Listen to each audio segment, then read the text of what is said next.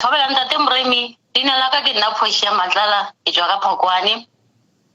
nna ke ne le mathata ka malapeng monna ka sala thomile o bajwa a fole go lo tsa go a display ga botse o thomile go ja ka 2016 a le mmereko